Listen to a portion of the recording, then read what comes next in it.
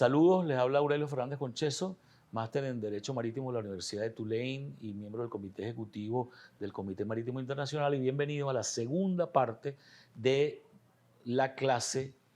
de el contrato de transporte de mercancías en mi curso de Derecho Marítimo. Ahora,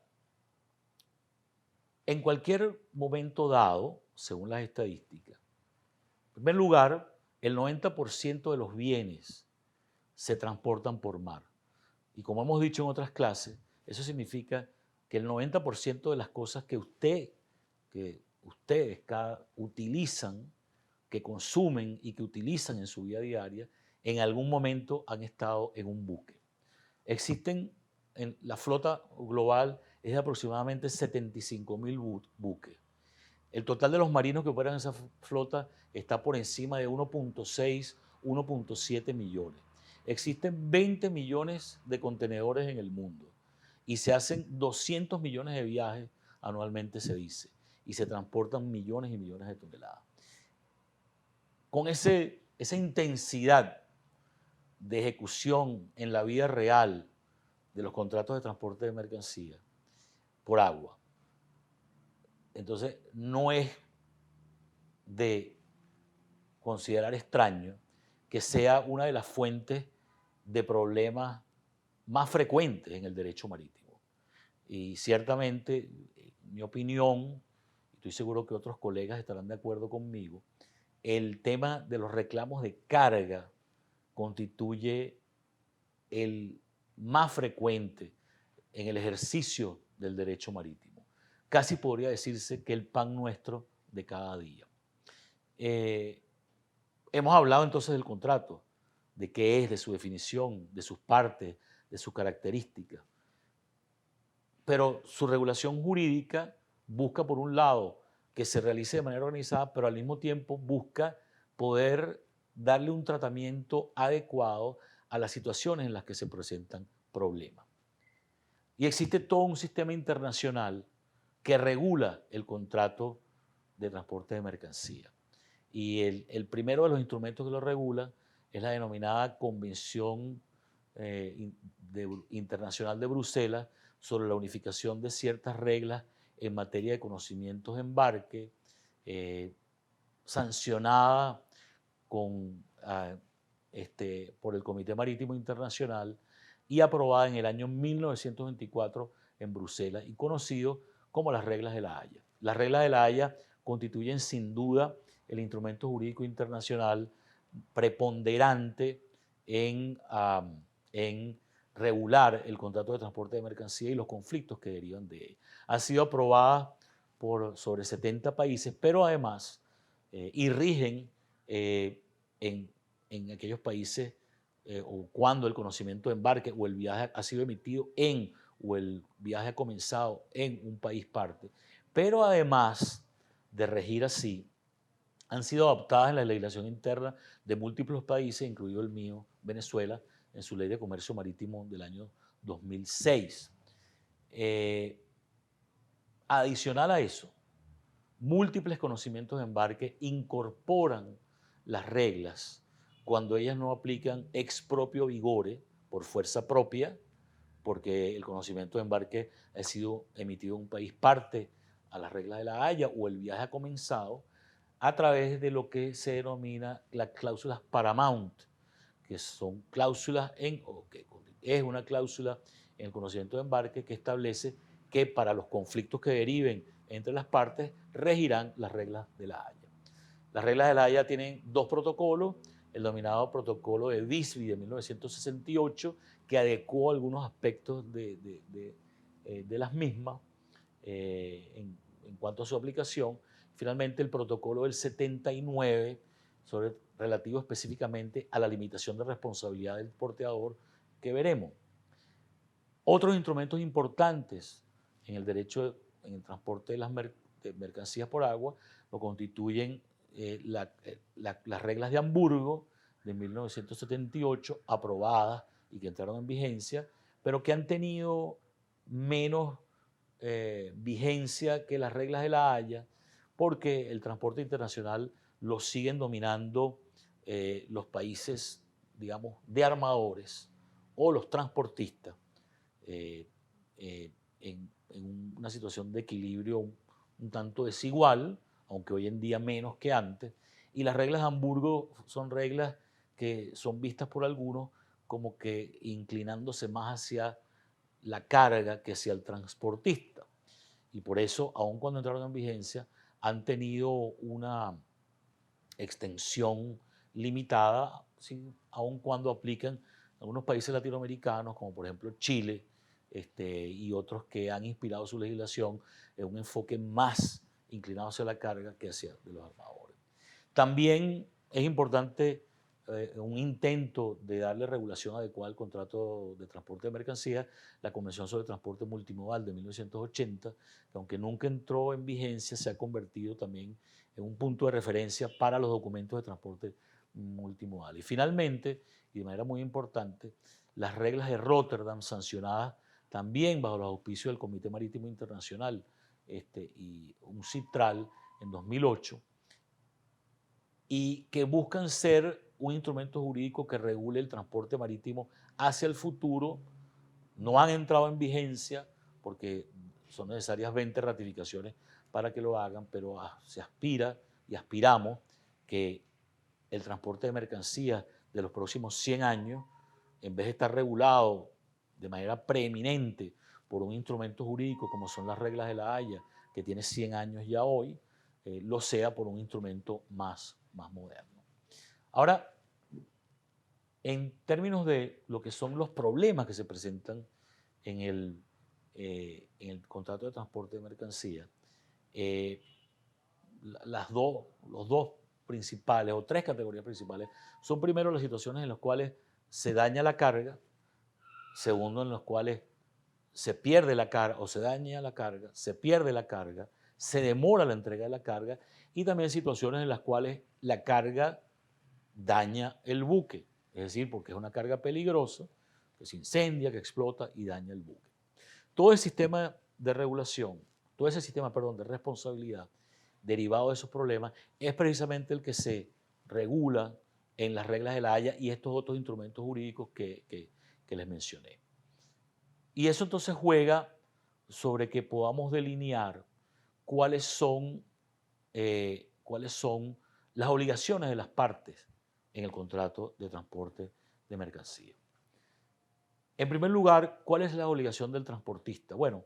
si tomamos en cuenta que el objeto del transporte,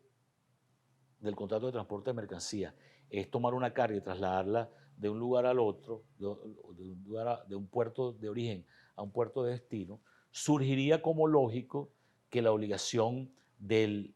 transportista es hacerlo con seguridad, es hacerlo adecuadamente, es hacerlo dando cuidado a esa carga, es hacerla entregando la carga que recibió en el puerto de origen en las mismas condiciones en que lo recibió en el puerto de destino. Eso sería lo ideal. Pero para que el transporte de mercancías por agua sea una realidad en la cual la cadena de suministro pueda apoyarse y el mundo pueda apoyarse, hace falta una distribución del riesgo. No todo el riesgo de los problemas que se presentan en el transporte de mercancías por agua puede estar en una sola de las partes, ni en el transportista ni en la carga, porque si estuviera en uno de esos dos, en definitiva sería imposible que el transporte de mercancías fuese una realidad, como sucede en todas las cuestiones en la vida, en las que si toda la carga la tiene que llevar una persona, normalmente no se puede avanzar. Y entonces el derecho marítimo ha buscado darle solución a esa necesidad de distribuir el riesgo que va implícito en el contrato de transporte de mercancía, disminuyendo la condición de la responsabilidad absoluta del transportista, y que sería lo ideal. Lo ideal sería que el transportista tuviese la obligación de entregar en el puerto de destino la carga que entregó, que recibió del embarcador en el puerto de origen, en las mismas condiciones en que la recibió. Más, como decía, el derecho marítimo, en todos estos instrumentos que mencioné, suaviza esa responsabilidad. Entonces, la obligación fundamental y primordial del transportista es poner a disposición del cargador un buque en estado de navegabilidad. Y la navegabilidad hoy en día es un concepto amplio, no incluye nada más la navegabilidad estructural propiamente dicha, sino también la navegabilidad documental, una adecuada tripulación, es decir, un buque que esté estructuralmente muy bien y que tenga todos sus documentos en orden. Si tiene una tripulación inadecuada, no es un buque en estado de navegabilidad, es decir, es un buque en estado de innavegabilidad. En ese contexto, el porteador también está obligado, o constituye el derecho marítimo, le impone la obligación de preparar de forma adecuada sus bodegas, sus cámaras frías, sus cámaras refrigeradas para recibir la carga. Y finalmente, el porteador está obligado a recibir las mercancías, transportarlas y entregarlas de forma diligente. Este es un concepto general que deriva de lo que prevén las reglas de la Haya y todas esas legislaciones que están incluidas, que están inspiradas en las reglas de la Haya. Entonces, reitero, primera obligación del transportista, poner a disposición del cargador un buque en estado de navegabilidad. Segunda obligación, poner a disposición del cargador o preparar para recibir la carga las bodegas, cámaras frías, cámaras refrigeradas del buque de forma adecuada. Y en tercer lugar, recibir la carga, cargarla, ponerla a bordo, transportarla y descargarla de forma diligente. Esas son las tres obligaciones o los tres grupos de obligación fundamental del transportista, que ustedes ven que es muy diferente que decir que tenga una obligación absoluta de recibir la carga y entregarla en la misma forma que la recibió, porque puede darse la situación que aún habiendo hecho todo esto, es decir, habiendo cumplido con estas tres obligaciones, que son sus obligaciones fundamentales, la carga se haya dañado. Y si se ha dañado o se ha perdido o ha sido entregada de forma, ha sido entregada tardíamente, sin embargo, y el porteador o transportista ha cumplido con estas obligaciones, sin embargo, el ordinario no será responsable. De todas estas obligaciones, la que, digamos, los críticos de que no haya un régimen más severo en lo que son las obligaciones del armador, sostienen que la innavegabilidad sobrevenida, porque decía de nuevo que la obligación del armador es poner a disposición, o del porteador, es poner a disposición del cargador un buque en estado de navegabilidad al principio del viaje, por eso es ponerlo a disposición al principio del viaje, se produzca una innavegabilidad sobrevenida. Es decir, que el buque al principio del viaje está en estado de navegabilidad, más a través de él sucede algo que lo hace innavegable. En ese caso, en el sistema de responsabilidad actual, el transportista no es responsable. Esa obligación de que poner el buque a disposición del cargador, buque navegable a disposición del cargador, opera solo al principio del viaje, era justificable cuando una vez el buque zarpaba, el armador perdía el control de lo que sucedía con él. Pero en el mundo de hoy, en el cual el armador tiene contacto en tiempo real con el buque, hay muchos que sostienen que esa obligación de poner el buque en estado de navegabilidad al principio del viaje debe mantenerse a través de la travesía y que en consecuencia la innavegabilidad sobrevenida sobre la cual el armador o transportista no haya actuado debe generarle responsabilidad al transportista también. Por su parte, la obligación fundamental del embarcador es, por un lado, pagar el flete, que es la contraprestación en el contrato de transporte y que debe entenderse como un elemento de la definición. Es decir, un contrato en el cual una persona le entrega bienes a ser transportados de un puerto de origen a un puerto de destino a cambio de un flete. Y en segundo lugar, advertir al porteador de la condición de las mercancías, a la vez que asegurar que las mercancías sean mercancías seguras para su transporte. Es decir, que con ello el embarcador incumple con esa obligación cuando entrega para su transporte mercancías peligrosas en una larga lista de mercancías peligrosas que la Organización Marítima Internacional tiene clasificadas como tal, o aún peor cuando lo hace sin advertir al transportista que está entregando mercancías que son de carácter peligroso. Y por supuesto esto es una obligación que es solamente lógica, pues el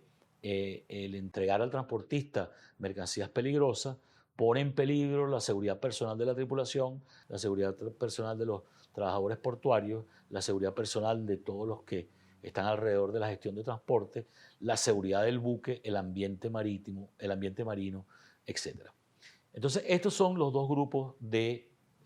obligaciones fundamentales.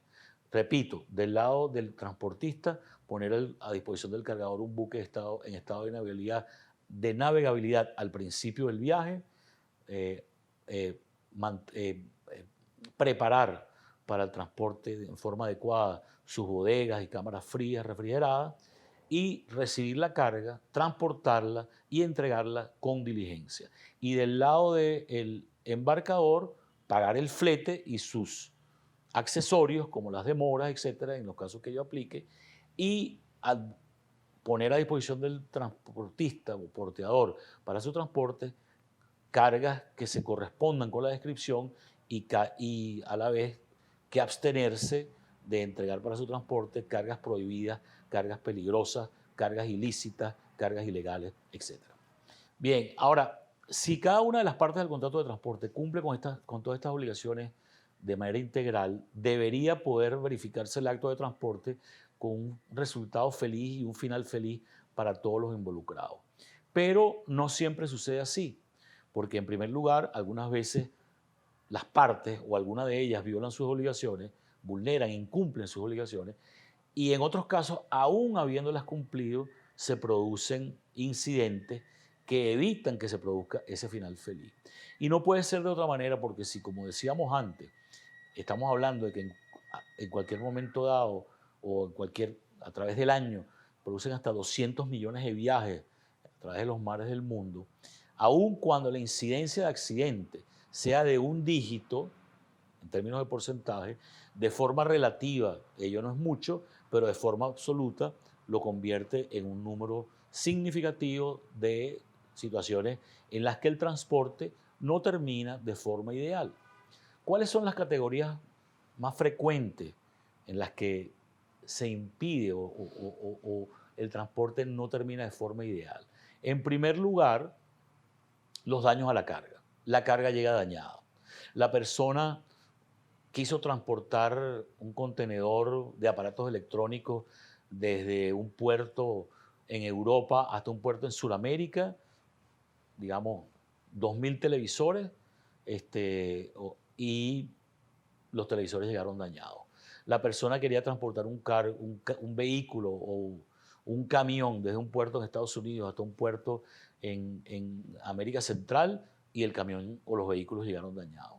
La segunda categoría es la de pérdida total. La carga desapareció, no llegó. La tercera categoría es la de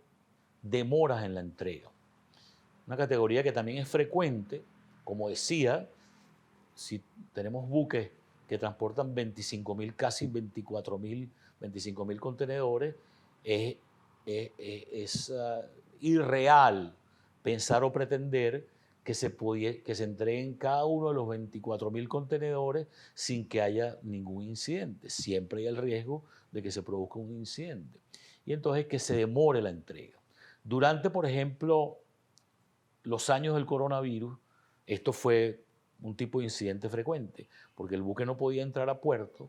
o no podía descargar porque no se le permitía y en consecuencia se produjeron demoras en la entrega o se produjeron entregas erradas o por las demoras en entrega la carga se dañó o por la demora en la entrega la carga se perdió. De manera que estas son las categorías más importantes de incidentes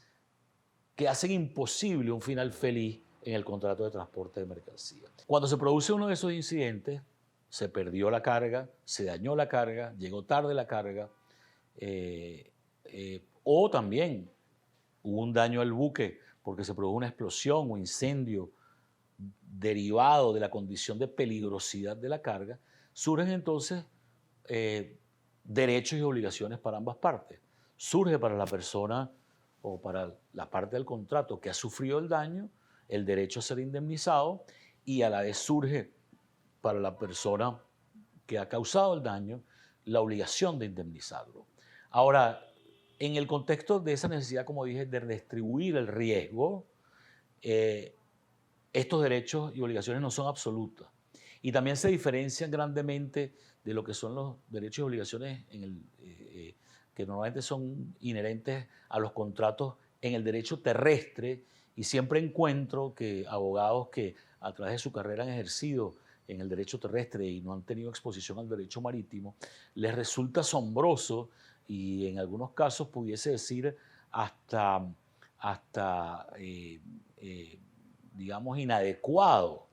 que se produzcan estos sistemas de excepción a lo que constituye el régimen de responsabilidad en el derecho terrestre, pero repito, tiene que ver con motivos de tipo político que son necesarios para que la industria marítima, que es una industria de alto riesgo, pueda funcionar y pueda existir. Entonces, estas situaciones de ausencia de un final en el que todo el mundo queda contento cuando se ejecuta un contrato de transporte, lleva a lo que se denomina las acciones o las acciones derivadas del contrato de transporte, normalmente conocidas como acciones por daños a la carga. Las acciones por daños a la carga. ¿Qué son las más frecuentes? Es mucho más frecuente que se dañe la carga, que el porteador que se dañe la carga y que en consecuencia hay una acción que va en dirección del cargador o consignatario o aquel con titularidad sobre la carga contra el porteador, que lo contrario, es decir, que la carga dañe el buque. Esta última también existe y sucede, pero es más, como dije, común que la acción sea una acción que deriva de daños a la carga o pérdida de la carga o demora en la entrega de la carga, y que sea una acción que va del titular de ese derecho, cargador o consignatario, hacia el porteador. El porteador, entonces, en primer lugar, es responsable en aquellos casos en que incumplió las obligaciones que dije que tiene de manera fundamental, pero tiene, en casos de daños a la carga y una consecuente acción de parte de los intereses de la carga en su contra, un conjunto de exenciones, es decir, situaciones en las cuales, no obstante que la carga se dañó, no es responsable. Y estas exenciones están previstas en la legislación, están previstas en el artículo 4 de las reglas de la Haya, y ese artículo lo replica y lo transcriben muchas legislaciones internacionales y lo contienen también por vía indirecta muchos conocimientos de embarque. ¿Cuáles son esas exenciones? Bueno, hay una que es la que más discusión genera, que es la denominada falta náutica, según la cual el porteador no es responsable cuando el daño se produce por culpa de la tripulación, del capitán o la tripulación, en el manejo y operación del buque. Esta exención de falta náutica, como digo, es, y voy a utilizar un término extremo aquí, detestada por los intereses de la carga, y por eso, por ejemplo, fue excluida de las reglas de Hamburgo y se considera que en el mundo de hoy no debería existir. Las reglas de Rotterdam también la eliminan de manera fundamentalmente integral. Además de la exención de falta náutica, existen otras que algunas veces tampoco la gente entiende, pero están ahí y son una realidad. La segunda, por ejemplo, es la de incendio, ¿verdad? El porteador normalmente está exento de responsabilidad cuando el incendio se ha generado sin falta del transportador, es decir, un incendio que podemos decir es generado por un hecho fortuito. También está exento de responsabilidad cuando la carga se pierde o se daña por lo que se denomina riesgos de mar. Y por ejemplo, un mar extremadamente rudo en la travesía que genera que la carga se mueve de manera que se dañe, puede ser una causa de exención de responsabilidad para el porteador, actos de piratería, actos de hechos de guerra, actos de gobierno y autoridades, restricciones o cuarentena, etc. Como digo, enumeradas en el caso de las reglas de la Haya en su artículo 4 y en las distintas legislaciones en artículos que replican ese conjunto de exenciones y adicionalmente en los conocimientos de embarque. Estas exenciones, cuando se alegan por parte del porteador, deben ser probadas por porteador. Pero la regla es que, en general, el porteador no es responsable en ningún caso en que el daño se ha producido sin su intencionalidad, es decir,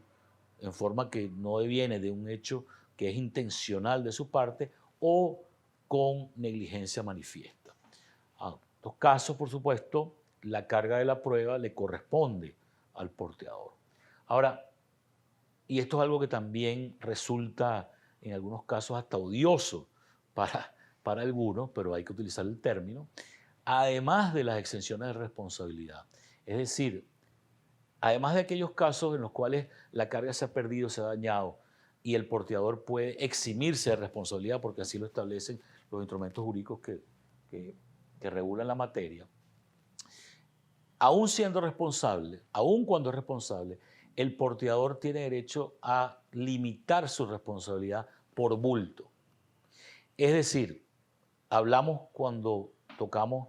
el tema de la responsabilidad del naviero, que en el derecho marítimo existe el límite, la limitación de responsabilidad como un mecanismo en el cual, aun cuando el daño causado sea 1000,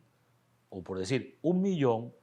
el armador se puede liberar pagando una porción de esa, el 10%, el 20%, el 30%. Algo no común en el derecho terrestre, pero que es propio del derecho marítimo.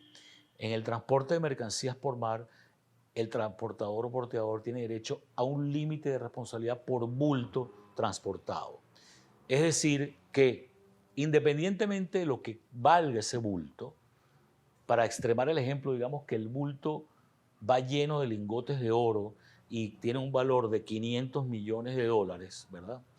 Independientemente de lo que valga, el transportador, aun cuando es responsable, sea responsable, porque no puede hacer uso de ninguna de las exenciones de responsabilidad que mencioné y que contienen estos instrumentos, se libera de responsabilidad entregándole al embarcador o pagándole al embarcador una cantidad que es mucho menor que el valor de lo que iba adentro y que de ordinario hoy en día y sobre todo conforme al protocolo del 79, las reglas de la Haya y la mayoría de las legislaciones, es de 666.67 unidades de cuenta, derechos especiales de giro, o aproximadamente, que son, como hemos hablado también, una medida, una cesta de moneda del Fondo Monetario Internacional, o aproximadamente $1.000 por bulto. Y así, entonces el porteador, independientemente de lo que vaya en ese bulto, de lo que cueste ese bulto, se libera de responsabilidad de esta forma. Ha habido discusión en la jurisprudencia sobre qué constituye un bulto, sobre todo cuando estamos hablando de un contenedor, porque un contenedor para algunos, el contenedor es el bulto y en ese caso el límite de responsabilidad del porteador es $1.000 por el contenedor, pero si el contenedor tiene 1.000 cajas y cada caja contiene mercancía y en el conocimiento de embarque están descritas las 1.000 cajas, entonces lo que se considera como bulto no es el contenedor, sino las 1.000 cajas que están dentro del contenedor y que refiere el conocimiento de embarque, en cuyo caso el transportista no se podrá liberar de responsabilidad con $1.000 por el contenedor, sino que ahora necesita pagar $1.000.000, es decir, $1.000 por cada una de las 1.000 cajas que va dentro del contenedor. También los regímenes de limitación de responsabilidad, como el de la Haya y la mayoría de los países, establecen que se puede liberar bien por bulto, bien por kilo, aproximadamente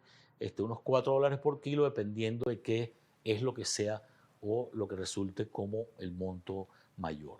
Ojo que este derecho a limitar la responsabilidad por bulto es distinto del derecho, o es un plano diferente, al derecho que tiene el armador de limitar su responsabilidad de forma global por el tonelaje del buque que hablábamos en la clase que se refería a la responsabilidad del naviero. De manera que puede suceder que el armador tenga una situación o el porteador tenga una situación en la que ha causado daño a muchos contenedores porque, por ejemplo, el buque se hundió y entonces tiene derecho a limitar su responsabilidad por bulto, pero si ese límite, ese monto, termina estando por encima del límite de responsabilidad por tonelaje, entonces en el segundo plano de limitación de responsabilidad tiene derecho a no pagar sino hasta ese monto establecido por el tonelaje o que se calcula conforme al tonelaje del buque. Entonces, eso está por un lado, repito, las exenciones de responsabilidad que hacen al porteador que se pueda escapar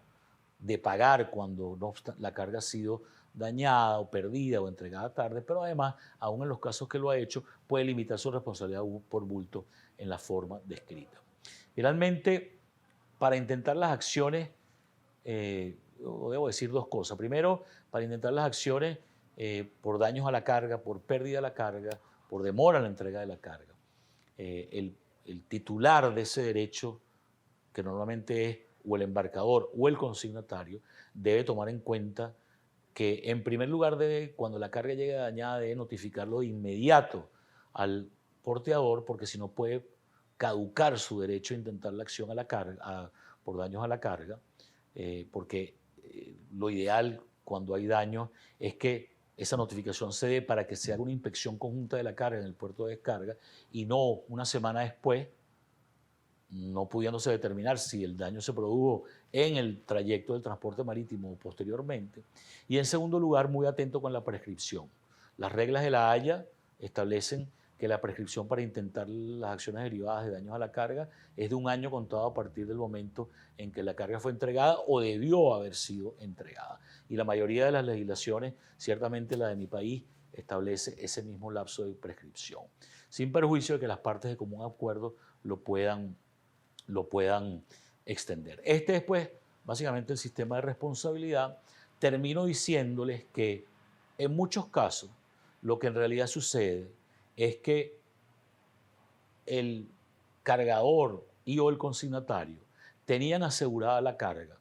y si se perdió, se voltean, le cobran al seguro de la carga, y veremos por supuesto el tema del seguro de la carga.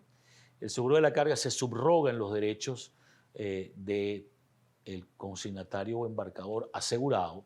y es el asegurador de la carga el que termina yendo contra el porteador, que a su vez también tiene su seguro, a lo mejor que termina siendo un tema entre aseguradoras, como es un gran número de casos en la industria marítima. Con esto entonces concluimos este paseo por esta materia tan importante como lo es el contrato de transporte de mercancías por mar, y los invito para la próxima, en la cual entraremos en el estudio de otro contrato de transporte también fascinante, que es el contrato de transporte de personas. Saludos, gracias.